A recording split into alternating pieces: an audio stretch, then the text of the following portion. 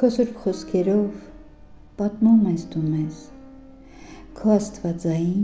էության մասին, քո մեծ զորության, մեծ ողորմության և արդարադատ քո սիրո մասին։ Սիրուդ բնույթը հասանելի չէ մարդկային մտքի ըմբռնումներին, թե ինչպես Աստված մարմնով եկավ, որ փրկագնի իր ժողովրդին։ Չար իր ստով մեղքը սփռնեց ու գերի դարձրեց ողջ մարդկությանը, գայթակղությամբ լայն ճամփա բացեց, որը տանում է հավերժ կործանմանը։ Տեր, դու սիրող Հայր ամեն մի հոգու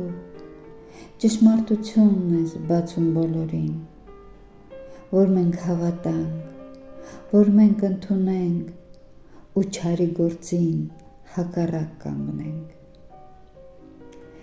Մեղքից հեռանալ է մեզ պետք անկասկած, ախր մեղքի դիմաց վճար կա սահմանված,